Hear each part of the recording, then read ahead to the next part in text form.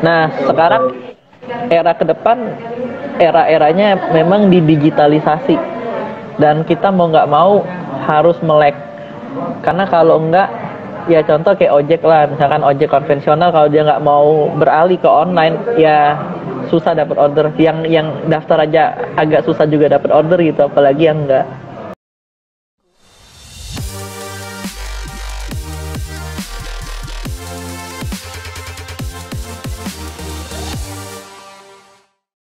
Oke, halo, selamat malam semuanya. Oke, balik lagi di The Ngobis, yaitu di consulting ngobrol bisnis ya, yang dimana acara kita selalu selenggarakan di setiap hari Senin malam gitu ya. Teman-teman, pada event kali ini, yaitu di The Ngobis ya, setiap Senin malam yang kita adakan, kita selalu mendatangkan ya tamu-tamu spesial, tamu-tamu yang inspiratif, di mana kita berbicara tentang mengenai pelaku bisnis gitu ya. Jadi teman-teman semuanya harapannya bisa share atau bisa ngobrol bareng gitu ya. Terus kemudian untuk tema malam hari ini, nah mungkin teman-teman udah pada penasaran nih sebenarnya apa sih yang akan kita bicarakan pada event kali ini atau momen kali ini gitu ya.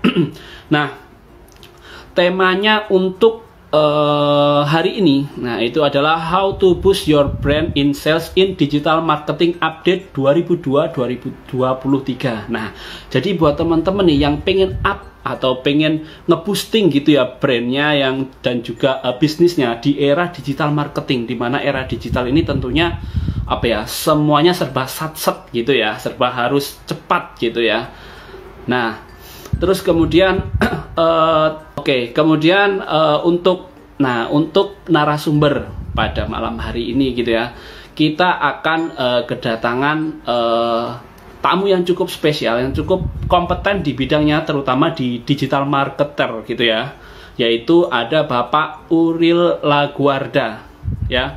Beliau adalah seorang digital marketer dan juga owner dari sebuah brand produk bernama Pempek Belida Pusat gitu ya. Nah, jadi beliau ini selain menjadi di dunia digital gitu ya, digital marketer, beliau juga merupakan owner dari sebuah brand gitu ya. Oke, tanpa kita menunggu waktu lama, kita akan undang beliau langsung. Oke, halo, selamat malam Pak Uril. Iya, selamat malam. Iya Pak. Terima kasih Pak sudah menyediakan waktu malam hari ini. Iya, siap Pak. Oke, gimana Pak kabarnya hari ini? Sehat. Ya Pak Rio, mantap. Ya, syukur, terima kasih. Sekarang posisi lagi di mana Pak? Lagi di Starbucks nih, ngopi. Oh, lagi ngopi ya. Oke, anak zaman sekarang ya, era-era digital, dimanapun kita lokasinya harus tetap bisa produktif ya. Iya, work from cafe. Oh iya, betul. Oke, oh iya, hari ini kita akan membahas mengenai tentang bagaimana how to boost gitu ya Pak, brand and product gitu ya in digital era. Iya. Oke, jadi kita hari ini akan sharing-sharing. Oke, ya kita langsung masuk ke ini aja ya. Kita ngobrol, hari ini konsepnya ngobrolnya santai aja. Jadi kita mengalir aja gitu ya Pak. Iya. Oke. Boleh. Oke. Jadi ya. Langsung mulai aja ya. Pak Uril, mungkin ya langsung mulai aja. Oke. Nah, jadi gini Pak Uril. Mungkin boleh diperkenalkan atau diceritakan dulu perjalanan membangun bisnisnya mulai awal atau bisa masuk berkecimpung di dunia ini itu seperti apa sih Pak? Oh iya, jadi awalnya itu biasalah anak muda ya, pengen dapat duit lebih, terus minta sama orang tua juga nggak enak, jadi modal nggak ada, yang bisa dilakukan adalah online, karena kan offline itu butuh modal ya, apalagi sewa tempat, terus belum nyetok barang, renovasi gitu-gitu. Nah, jadi memang startingnya itu dari online. Ya, habis dari online, dulu itu aku dropship Mas. Jadi kayak dropship itu cuman, iya, ngambil dari Tokopedia, jual di Shopee itu udah Waktu itu hampir 6 bulan 7 bulan itu udah ada 30 karyawan, 30 tim waktu itu. Oh, hanya dari dropshipper. Dropshipper awal doang, mulanya ya. Awal mulanya benar. Nah, itu sebelum digital marketing. Nah, setelah udah 30 itu kenceng banget. Jadi nggak nyangka ya bahwa di dalam dunia online itu untuk apa namanya scalingnya itu cepat, masif, karena kan internet. Jadi kayak Shopee mau 1.000 orang belanja bisa, mau 10.000 bisa, mau 100.000 juga bisa, mau 1.000.000 orang juga bisa. Tapi kalau offline 200 orang tuh udah ngap-ngapan, jadi ada limit. Oh. Iya. Oke. Ya, jadi waktu itu kita memang dari aku memang mainnya, wah ini enak nih scale-nya nih. Jadi buat toko banyak. Waktu itu aku ada berapa ya? Mungkin ada 200 toko kali di Shopee. Oh, 200 toko? Iya, 200 toko, 30 admin. Oh, itu untuk awal ini ya, untuk awal apa ya? Awal terjun di dunia digital. Iya, di dunia online. Setelah itu aku ke Jakarta. Nah, ke Jakarta ini kebetulan sepupu aku ada pabrik pempek frozen. Oh, ya, dia buka pabrik. Ya, dia buka pabrik, habis itu dia bingung cara marketing. Ya udah, aku ditunjuk sebagai marketing di Jakarta. Nah, di sini juga dari Palembang ke Jakarta juga bingung nih. Mau apa namanya? Mau jualan tapi di Shopee nggak bisa pengiriman kan. Kalau aku kemarin kan seluruh Indonesia tuh produk fashion. Kalau pempek kan frozen yang cuman bisa di daerah Jakarta, Jabodetabek. Untuk kenalan nggak ada. Jadi nekat ke Jakarta. Ya, habis itu diperkenalkan sama digital marketing, yaitu Facebook advertising. Nah, di Facebook advertising brandnya mulai naik. Brandnya Pempek Belida Pusat. Ya, sekarang udah buka offline store, baru buka hari ini di Kelapa Gading. Oh, baru buka. Oh, di daerah Kelapa Gading. Oke. Iya. Balik lagi tadi masalah 200 toko waktu awal itu apa sih? Kenapa sih harus 200 toko? Atau ada cerita khusus mungkin sampai bisa terbentuknya 200 toko atau 200 outlet gitu ya di marketplace? Iya, jadi waktu itu kan misalkan nih, waktu itu aku mainnya banyak produk sepatu cewek, tas cewek, baju cewek ya. Nah, ketika Mas ketik ketika Mas ketik sepatu wanita, heels wanita, wedges wanita, itu 20 baris pertama toko gue semua tuh. Jadi mau klik di mana, gue yang dapat orderan. Bagaimana bisa kok tampilnya bisa langsung di atas? Ada tipsnya atau gimana ya mungkin? Kalau dulu berdasarkan ini, kalau dulu itu berdasarkan nama, kayak kata kunci nama. Kalau sekarang udah nggak bisa by review biasanya, terlaris. Itu rating sekarang mainnya. Iya, by rating itu biasanya minta dari teman-teman, tolong ya lu beli semua, ratingin kita bintang 5 semua. Itu naik. Iya. Oh, jadi pakai akun-akun teman akhirnya ya. Iya, sekarang aku udah nggak main lagi. Marketplace sudah nggak. Oh, di online sudah nggak? Enggak, iya, karena capek handle 200 toko, Mas. Capek banget. Oh, iya. Jadi akhirnya saat ini sudah cukup ini ya, sudah tidak terlalu fokus lagi di digitalnya ya. Di marketplace enggak, tapi aku sekarang lebih fokus ke digital Facebook advertising, digital marketing. Oh, di Facebook digitalnya, oke. Ada pengalaman menarik nggak? Pengalaman menarik. Jadi pengalaman menarik dulu ya, waktu awal-awal aku mulai jualan itu gampang banget Mas. 2019 kalau nggak salah, itu ngiklan 200.000 bisa dapat bersih-bersih 3 juta, 4 juta, 5 juta dapat. Oh. Di kala itu ya. Hanya modal gitu. Di kala itu, oke. Iya, di tahun itu. Nah, jadi dari situ kan kita ngelihat nih scalingnya cepat. Ketika kita mau scale dari 200.000, kita mau scale ke 1 juta, 2 juta, 3 juta itu lebih mudah. Tinggal ngeklik gitu.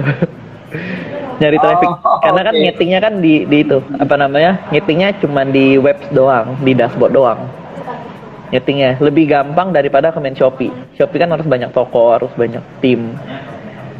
Handle-nya lebih ribet. Nah, tapi kalau ini just udah tinggal nyeting aja untuk scale-nya. Ya, jadi brand naik, selling naik di digital marketing di 2019. Jadi update-nya kan lama. Nah, ini nanti mau kita akan update ke yang 2022 sampai 2023-nya karena banyak cara yang berbeda. Yeah. Oh, apa yang membuat berbeda ini, Pak? Mungkin boleh share. Nah, kalau zaman dulu itu pas aku main nggak banyak workshop Facebook advertising karena kan workshopnya juga mahal kan, kayak 7,9 juta, 6 juta itu baru belajar cara makainya doang, cara belajar Facebook Ads-nya doang. Itu baru basic. Ya, itu baru basic. Nah, sekarang kan udah banyak banget tuh digital marketers itu sudah sangat menjamur lah sekarang. Sudah sangat menjamur dan cara berpikir dan cara bermainnya itu jauh berbeda. Kalau dulu iklan ngasal itu bisa cuannya banyak. Tapi kalau untuk sekarang memang harus main strategi konten, kontennya relate. Kalau Mas perhatikan ya, dalam 1 tahun terakhir ketika TikTok mulai masuk, itu orang-orang muda itu udah pada kaya-kaya. Kayak sekali endorse 5 juta, 7 juta. Padahal skillnya nggak begitu, maksudnya kalau skill akademik itu nggak begitu jago-jago juga. Tapi mereka jago konten sekarang. Dan mayoritas Gen Z kayak apa ya, TikTok itu ada juga yang per jam dapat omset 3M tuh ada, temen juga ada. Terus ketika konten organik FYP itu ordernya 1000 2000 itu biasa. Jadi sekarang update ya. Jadi era kayak FYP itu kan sekali naik bisa 10M, 20M, 20 juta views, 30 juta views, dan itu dilakukan dengan sangat cepat era sekarang. Jadi untuk scale, boosting brand dan sales itu nggak susah, itu beneran nggak sulit gitu. Dan bahkan untuk temen-temen itu kalau bicara revenue ya, kayak bener puluhan M itu nggak sulit sekarang. Miliaran itu sangat mudah sebenarnya. Karena kan contoh kayak, iya misalkan nih mau nyari omset, anggapnya harga barang 100.000 ya, 100.000 berarti cuman butuh penjualan 10.000 doang. Sekali FYP selesai. Langsung dapat. Iya. Ya kurang lebih begitu. Sekarang dunia udah mulai ke TikTok berarti ya, Pak ya? Yes, ke TikTok. Ke ads juga. TikTok pun ada yang advertising juga. Iya, udah ada TikTok advertising juga, udah apa namanya? Dan nanti akan muncul yang udah pada tahu mungkin ya, Metaverse ya. Ya. Ya, jadi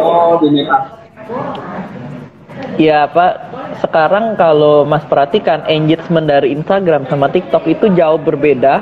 TikTok itu bisa 10.000 komen, 20.000 komen, 7.000 komen tuh cepat. Kalau Instagram mau nyari 100 komen sulit engagementnya. Ya, dan perbedaan market juga. Tapi memang market TikTok itu rata-rata biasanya harga di range 100 ribuan. Kalau di Instagram bisa jual lebih premium karena engine-nya lebih cakep untuk digital marketing. Apa sih Pak yang membedakan apa ya marketing di Instagram dan juga di TikTok? Mungkin bagi saya terlalu awam gitu ya, karena pandangan saya pribadi gitu ya, TikTok mungkin ya brandnya adalah video, kemudian bisa sales juga begitu, sedangkan di Instagram kan nggak bisa gitu. Apa yang membuat itu berbeda? Oke, nah kalau untuk dari segi konten, TikTok itu sangat support, contoh kayak ada lagu-lagu yang bagus, terus ngedit itu bisa langsung dari TikToknya. Jadi sekarang kayak anak-anak muda yang HP-nya nggak usah iPhone deh, nggak usah yang lain, yang murah-murah aja itu udah bisa ngedit itu di TikTok. Kalau di Instagram lebih sulit kalau dari segi fitur ya, karena kan dari TikTok pun dulunya kalau nggak salah itu sebelum TikTok itu kalau nggak Musical.ly kalau nggak salah, memang dia di music. Makanya TikTok itu kunci dia itu di musik, lagu-lagu yang viral gitu. Biasanya sekarang yang hype di TikTok dipindahkan di Instagram. Kalau Mas perhatikan, malah banyak orang yang nge-repost. Iya, jadi ya repostnya dari TikTok betul. bener. Dan di TikTok pun dia punya video singkat-singkat. Kalau Instagram kan masih feed tuh, masih feed foto-foto. Ya. Kalau itu kan benar-benar video semua, video yang engage dan relate, yang banyak berguna juga, pengetahuan juga banyak dari TikTok gitu. Sangat berbeda sih mas, dari tampilannya pun juga beda. Kalau Iya. dari pemakai atau user ini mungkin hampir sama kali ya, atau memang beda ya? Belum lagi ngomongin masalah Facebook. Yes. Nah, kalau Facebook itu marketnya aku. Karena kan aku di pempek ya. Pempek itu kan rata-rata bapak-bapak dan ibu-ibu. Ya anak muda mah nggak pengen. Iya, anak muda mah maunya yang aneh-aneh. Iya, pengennya yang hype-hype. Iya, kalau Oke, jadi Facebook itu lebih range, kalau dari segi umur mungkin yang lebih ke agak tua mungkin gitu ya.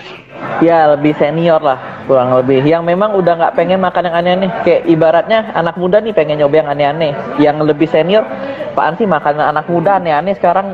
Gue nggak selera, gue pengennya pempek itu. Gue pengennya yang lama. Iya. Oke, nah terus belum lagi ini kalau ngomongin digital ya, itu berarti gambaran saya itu ada semacam web. Ya. Nah, kalau dunia website terutama itu untuk dunianya sendiri seperti apa sih Pak di era yang saat ini yang gempuran TikTok, Instagram dan teman-temannya. Kalau website kan kita tahu kan udah sejak lama gitu ya. Ya. Nah, sebenarnya kalau website itu ibaratnya sama kayak toko lah ya. Kayak etalase toko. Ya, etalase toko, sama kayak marketplace juga, Tokopedia, Shopee itu toko.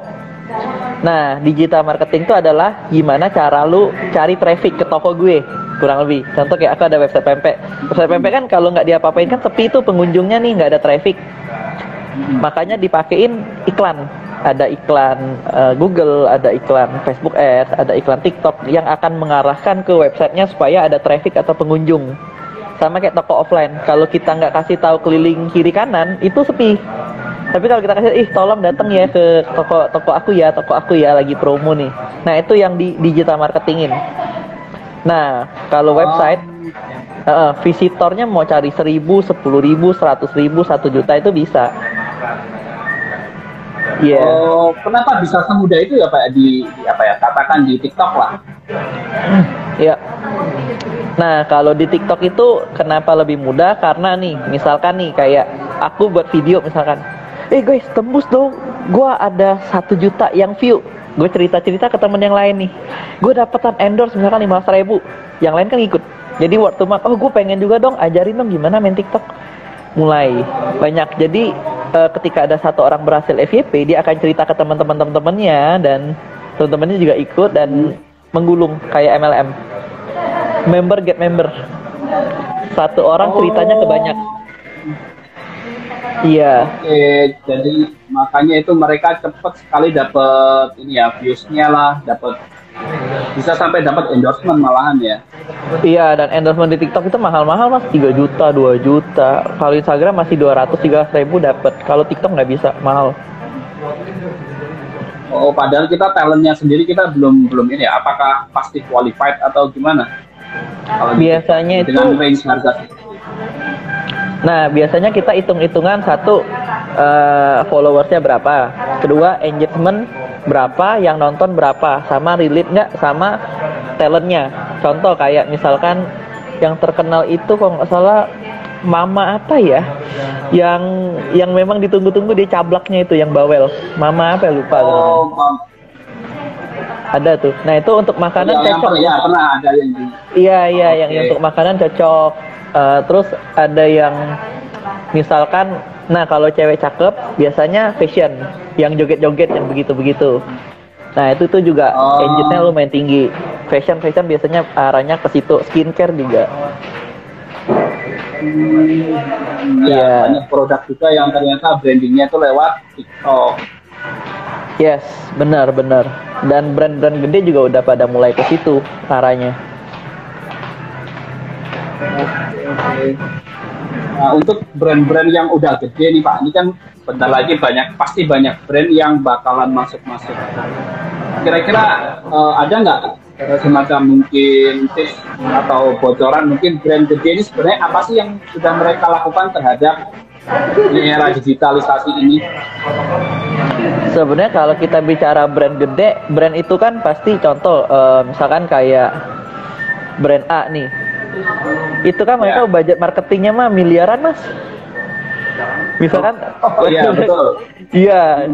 Contoh misalkan Unilever, nah itu udah ada puluhan miliar. Nah puluhan miliar itu ya disebar aja mereka. Memang mereka mainnya ke situ. Memang brandnya udah naik. Sekedar biar recalling aja, brandnya terus ada diingat. Walaupun brand gede ya tetap itu. Cuma beda sama kita yang memang budgetnya terbatas, ngincernya sales dan branding. Jadi makanya ini aku rangkep. Biasa kalau orang branding mereka akan bakar uang dan itu bukan cara gue banget. Cara gue adalah ketika ngiklan lu dapet duit, brand lu naik. Ya. Oh, gimana tuh? Boleh share mungkin tipsnya? Soalnya yang kita tahu apa ya?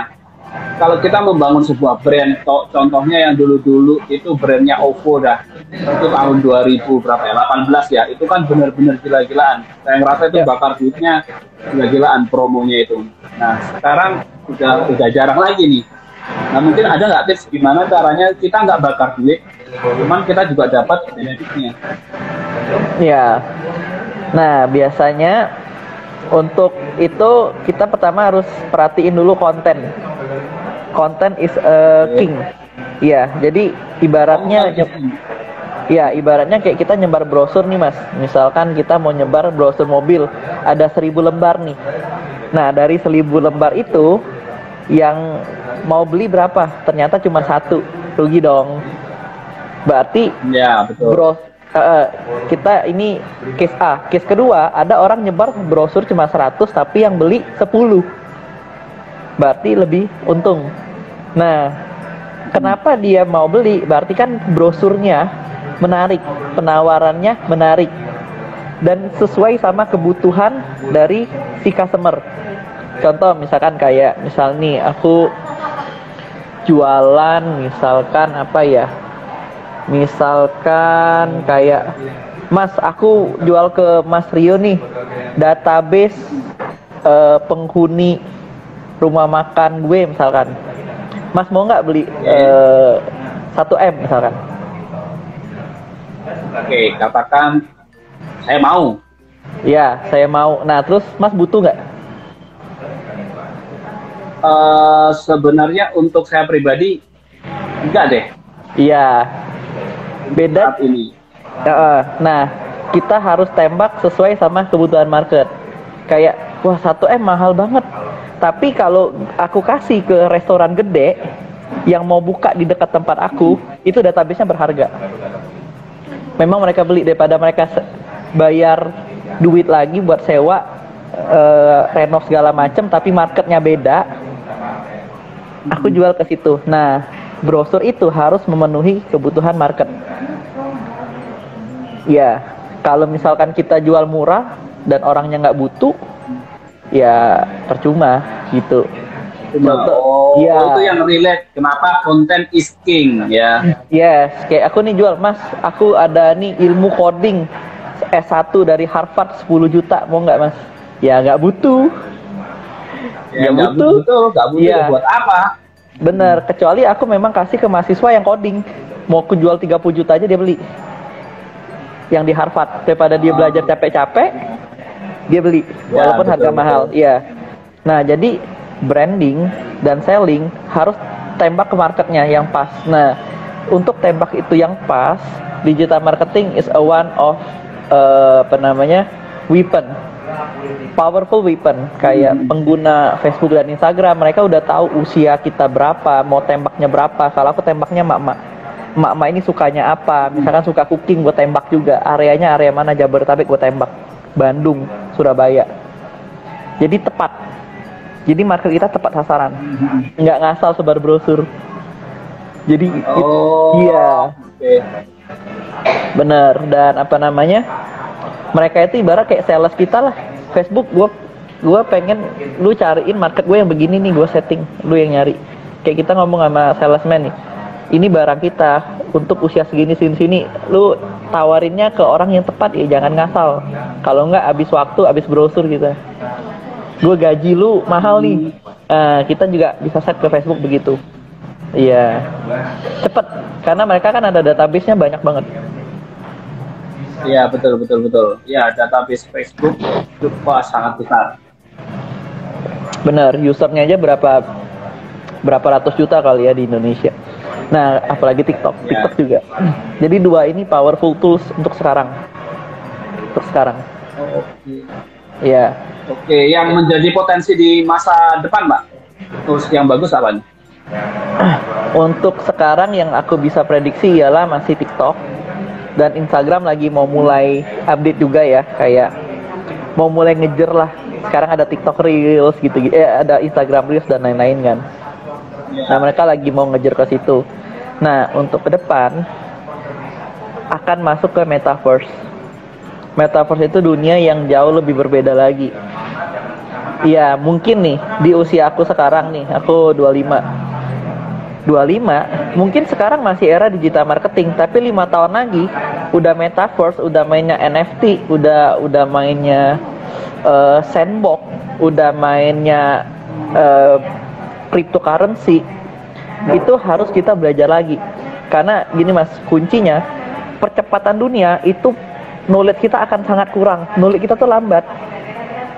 Percepatan dunia tuh udah sangat cepat banget. Udah sangat cepat itu. Nah, jadi kalinya ya kita harus belajar terus, update atau rekrut orang yang pas. Gen Z. Sekarang kayak Gen Z, anak-anak mungkin usia 15 tahun, 16 itu jauh lebih jago TikTok daripada gue. Gue beneran gak ngerti ngeditnya. Puyeng Mas, beneran Mas. Bener.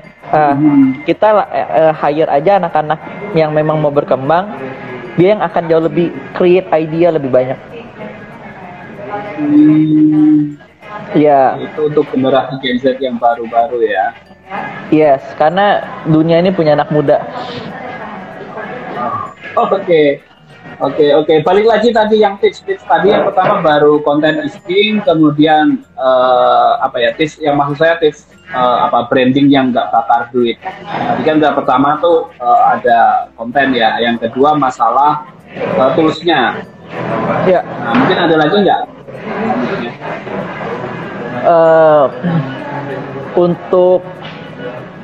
Untuk ini dan balik lagi juga kita bisa cari, misalkan nih, kita bisa cari customer hari pertama, hari kedua bisa.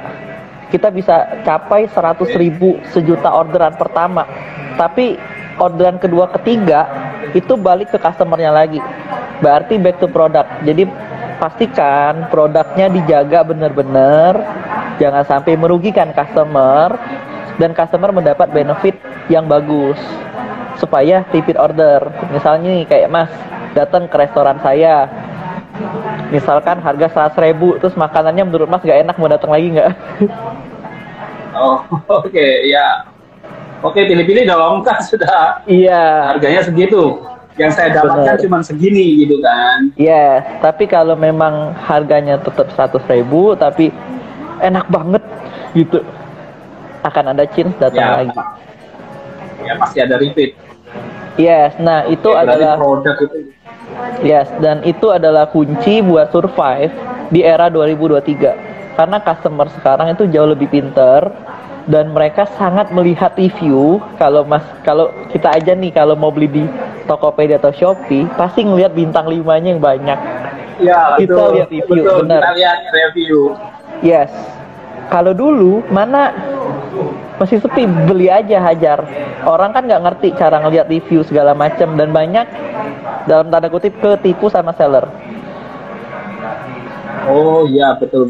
Iya, kayak dikirimnya kita minta A dikirim B, komplain nggak ditanggepin, gitu. Itu akan merusak reputasi toko.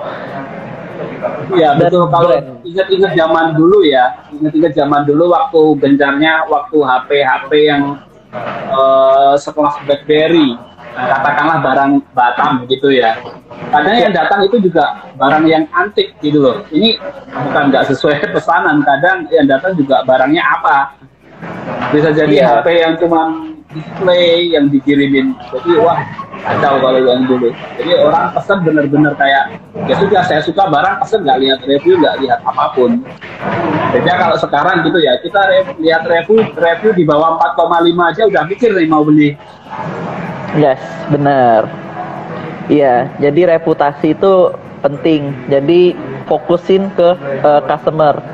Kayak aku juga pernah waktu itu, nih baru-baru kejadian kurir hilang barang 1,5 juta, bayar ongkir udah 6 kilo, barang hilang, kayak ketuker, paketnya basi, mau nggak mau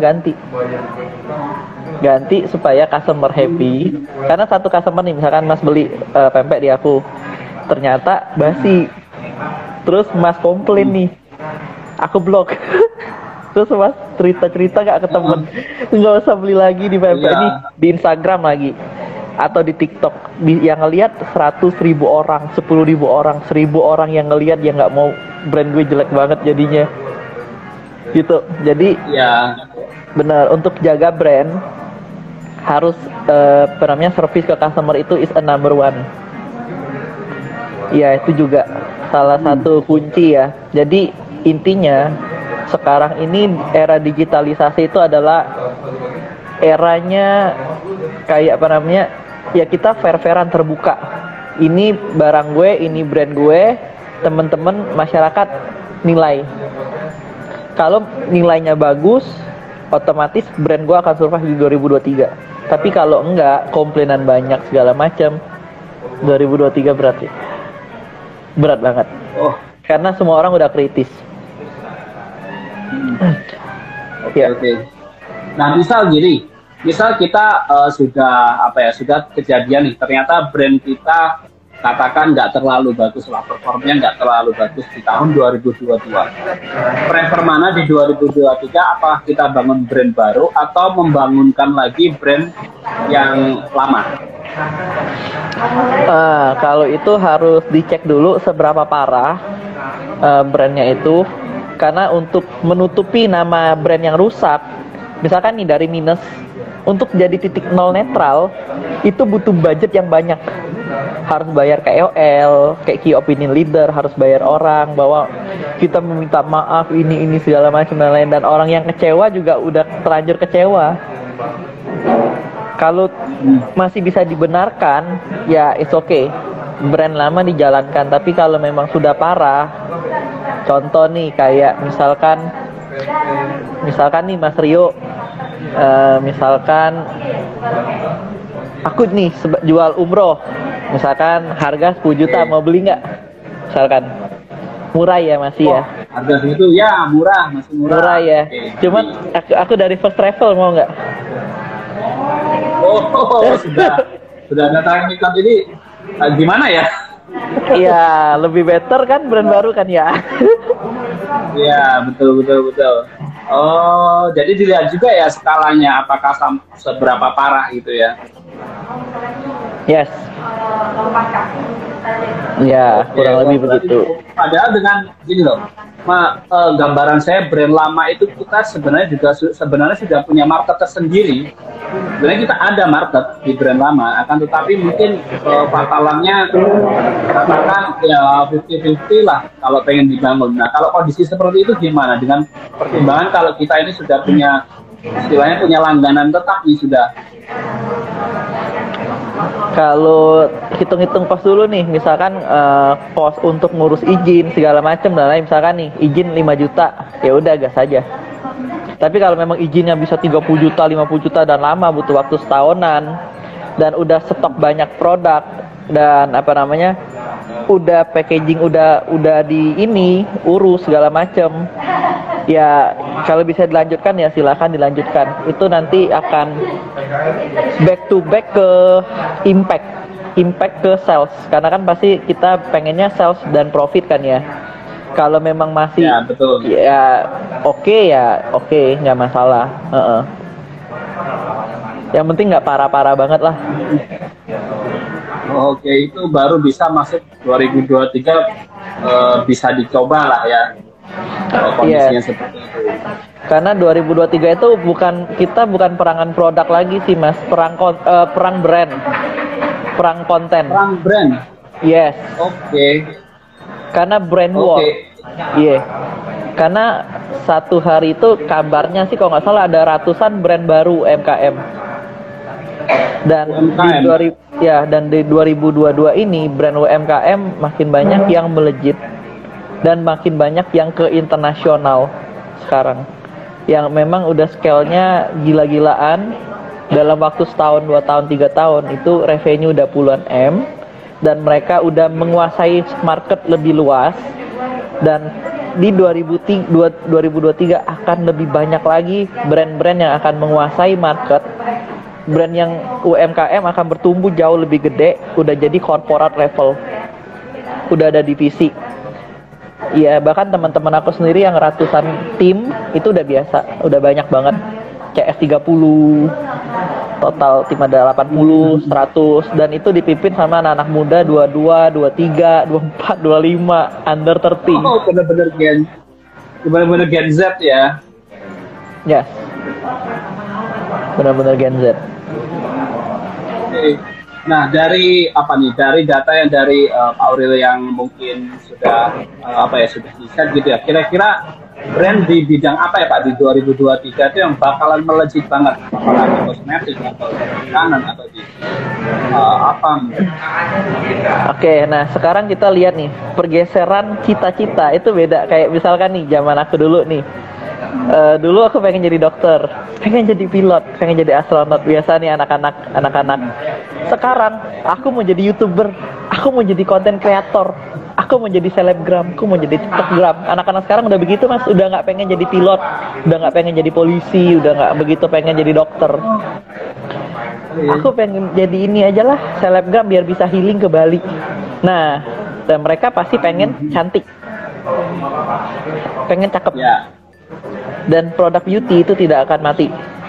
Jadi produk beauty akan terus berkembang, dan di bagian foto-foto ya, di bagian fotografi juga skill-skillnya begitu, dan soft skill kayak editing, desain, fotografer itu yang akan terus berkembang, dan fashion, dan pastinya tiket pesawat.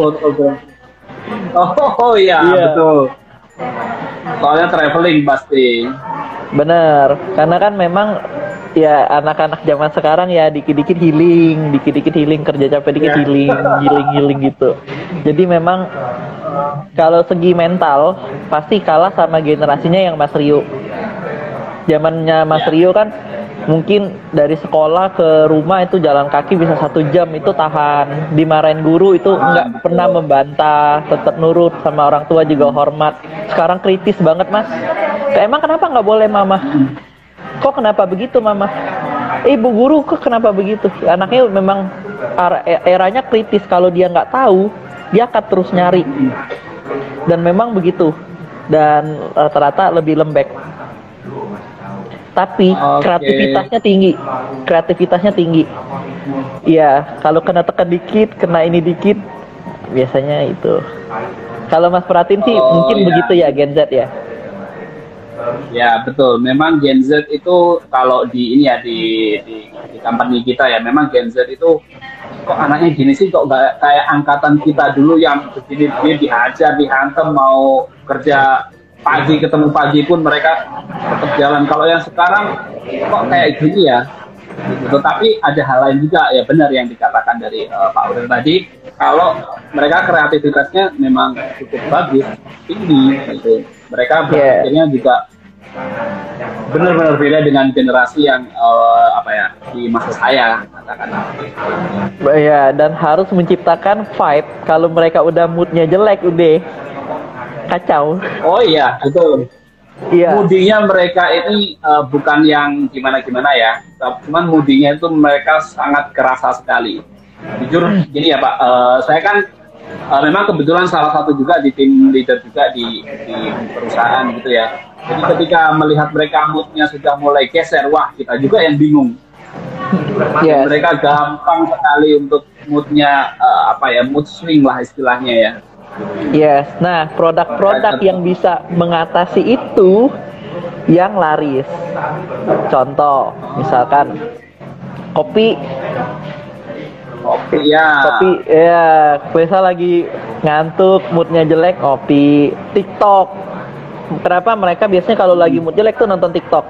Atau untuk mencari inspirasi tuh di TikTok.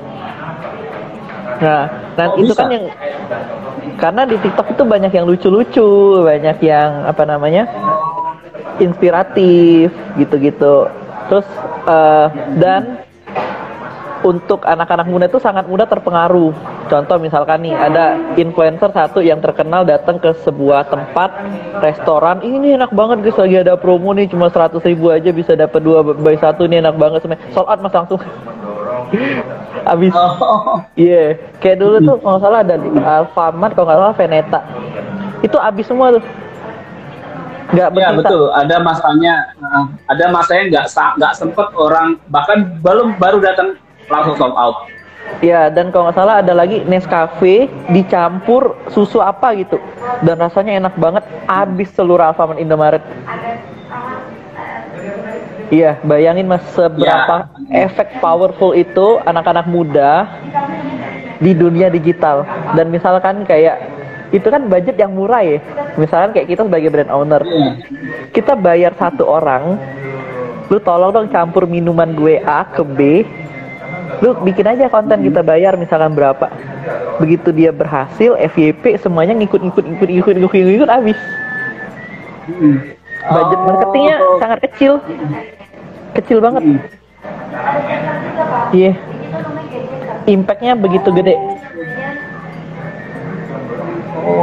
Sangat begitu yang powerful ya berarti ya. Yes.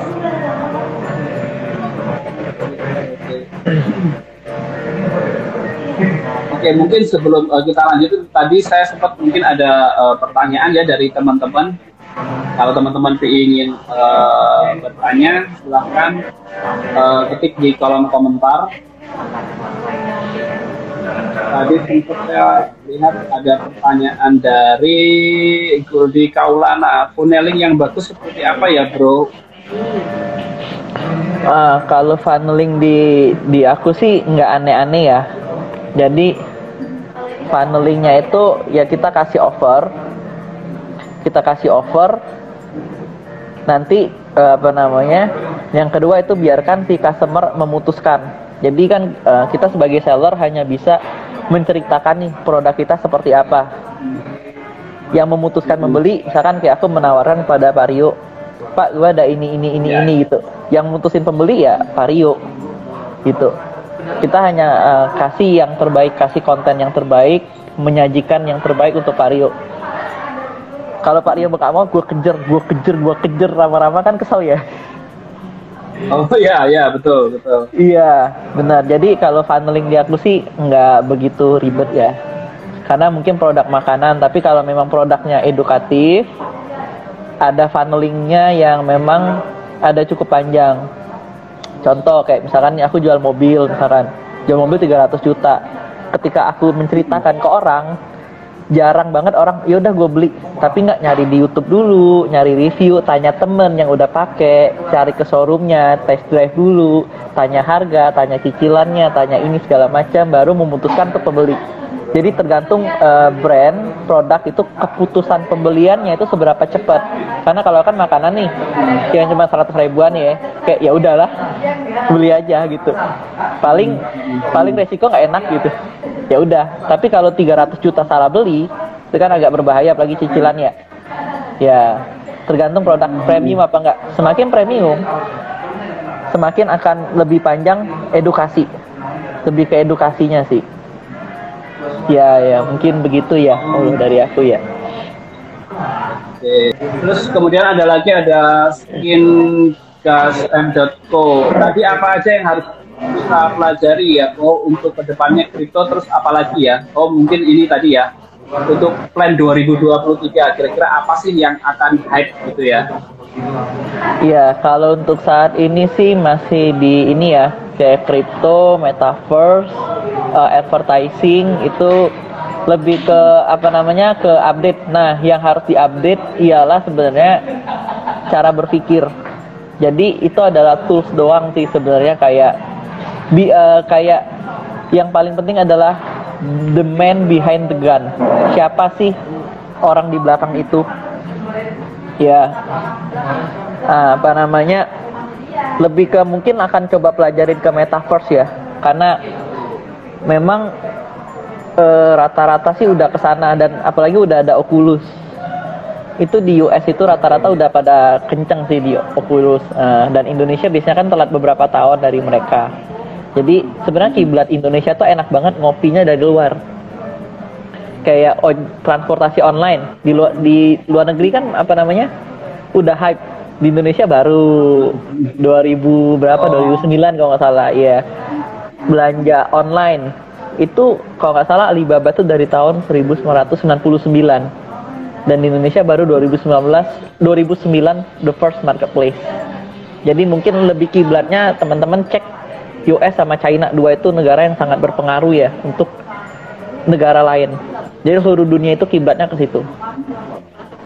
Oke.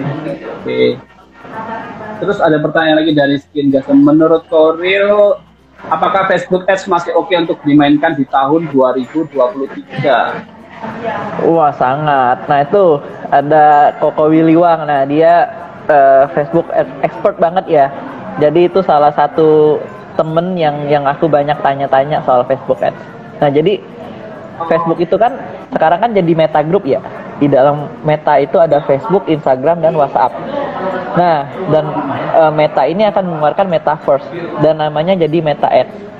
Sangat pasti Facebook Ads akan masih bisa dimainkan di tahun 2023. Mungkin fiturnya akan jauh lebih bertambah kali ya, karena sekarang Metaverse kan lagi masih developing, dan developingnya sangat cepat.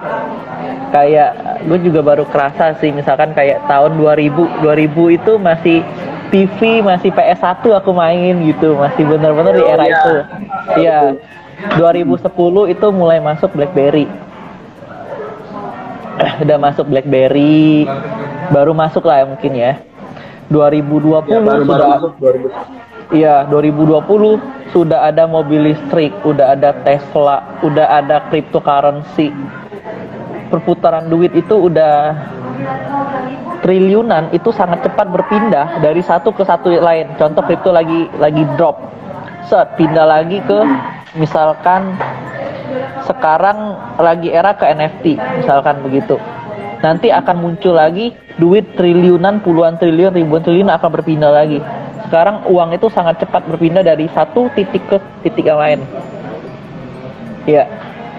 Sekarang ini sekarang sih masih ke ini ya, ke saham kali ya, orang balik lagi ke situ ya. Dan ke depan orang udah pada beli di Metaverse. Ada kalau nggak salah udah bisa beli tanah sih di situ. Iya, jadi beberapa artis-artis yang top udah punya semacam semacam petanya sendiri untuk di Metaverse. Iya, LV segala macam tuh udah pada beli di Metaverse. Jadi nanti kemungkinan dunia akan ada dua, benar-benar dunia maya dan dunia nyata ya. Karena sekarang kan eranya pandemi tuh semua orang pengennya di rumah. Jadi eranya udah perkembangan sangat lebih cepat. Jadi percepatan masa pandemi. Semuanya ke go online. Semuanya akan ke go online. Aku ada dengar kalau nggak salah ada satu negara apa yang mati listrik berapa hari, 2-3 hari, hancur ekonominya satu negara, habis. Drop. Iya. Jadi sangat sepergantungnya itu suatu negara sama ketersediaan listrik dan internet. Iya. Iya. Nah, sekarang era ke depan era-eranya memang didigitalisasi. Dan kita mau nggak mau harus melek. Karena kalau enggak, ya contoh kayak ojek lah, misalkan ojek konvensional kalau dia nggak mau beralih ke online, ya susah dapat order. Yang daftar aja agak susah juga dapat order gitu, apalagi yang enggak. Iya, betul. Dan apalagi kita sebagai pebisnis dan memang ya harus terus update, karena kita nggak akan pernah bisa berhenti update. Apple aja selalu update, Samsung aja selalu update tuh nggak pernah berhenti, nggak ada titik mereka. Oke, gue udah sempurna. Kalau udah sempurna kayak Nokia nanti. dia nggak update. Oh, ya akhirnya pelan-pelan juga ketinggalan oleh zaman ya. Yes, dan harus sering-sering banyak-banyak sharing, ikut workshop, karena dunia ini begitu cepat sih, kayak bener-bener udah nggak nyangka aja. Kayak dilihat juga dari percepatan bisnis aku sendiri maupun dari teman-teman, kayak wah dulu nge-planning kayak misalkan nyari orderan 1000 itu butuh mumet otak ya, kayak waduh otak mumet banget misalkan. Sekarang nyari 1000 sehari 2000 sehari itu kayak tek bikin misalkan hire talent, sering-sering bikin konten, hire content creator, FYP just tembus udah. Jadi begitu, dan ini di-boost lagi sama advertising, di-boost lagi di ads, di-boost lagi di marketplace. Kan banyak channelnya tuh, ada marketplace, ada sosial media ada TikTok, ada Instagram segala macam dan lain-lain. Terus lagi ada web, dan ada lagi TikTok Shop, dan ada lagi Instagram Shop, dan ada lagi Facebook Marketplace. Oh itu udah channel penjualan itu banyak banget, sangat banyak sekarang. Jadi kayak bener-bener buat nge-boost sales dan brand itu cepat era sekarang, nggak butuh waktu yang lama, nggak butuh kayak misalnya Coca-Cola dari tahun 19 berapa gitu, dia mulai dikenal tuh 5 tahun 10 tahun ke depan gitu. Nah sekarang nggak usah, cepet, setahun 2 tahun udah nge-boost ya, asal cara mainnya bener, ilmunya ada, produknya mendukung, brandnya mendukung, dan ekosistem di dalam itu, tim segala macam itu mendukung. Jadi eranya percepatan sih. Iya. Iya, kurang lebih gitu. Jadi persiapan 2023 ini bakalan lebih kenceng ya dibanding 2022 ya. Yes. Karena kayak planning perusahaan nih, biasa kan perusahaan planning 3 tahun ke depan, 2 tahun ke depan, 1 tahun ke depan. Ini 3 bulan ke depan aja udah buyar, udah nggak bisa. Udah ya, cepet berganti. Kondisinya udah benar-benar beda ya. Iya, udah. Benar, udah harus berubah semua secara cepat. Dulu kita ini set plan A, B, ini bisa naik ini. Sekarang udah ada TikTok, beda lagi nih, udah ada TikTok Shop, udah ada TikTok advertising segala macam dan lain-lain. Harus ganti lagi cara marketingnya. Dan orang-orangnya pun orang-orang baru, anak-anak Gen Z yang menguasain di situ. Iya. Yang kalau dulu kan masih salesnya masih semua orang bisa lah ya, kayak sales, branding, jualan. Oh sekarang udah nggak bisa, udah anak Gen Z yang joget-joget di TikTok mas, yang bikin konten lucu-lucu, yang kreatif begitu. Iya. Oke, thank you untuk ngobrolnya pada malam hari ini, Pak Auril. Nggak kerasa nih udah hampir 1 jam kita ngobrol. Oh iya. Oke, thank you Pak Auril atas waktunya pada malam hari ini. Materinya sangat bermanfaat. Semoga nanti bisa bermanfaat untuk semuanya. Oke, terima kasih Pak Auril atas waktunya pada malam hari. Terima kasih banyak. Ya, thank you Pak Rio dan teman-teman. Mungkin sebelum kita tutup nih Pak, ada pesan-pesan nggak buat teman-teman yang mungkin lagi survive untuk tahun 2022? Mungkin satu, jangan cepat puas ya, dan tidak ada kata sempurna. Jadi kayak perusahaan manapun itu tidak pernah mengklaim sempurna. Kalau misalkan kayak Apple, gue udah ngerasa sempurna berarti udah tidak butuh improvement. Tapi kita memang selalu butuh improvement, dan pasti ada yang butuh di improvement setiap hari be better dan diupdate terus sama perkembangan supaya kita tidak ketinggalan gitu. Oke, baik. Terima kasih Pak Auril atas waktunya pada kali ini.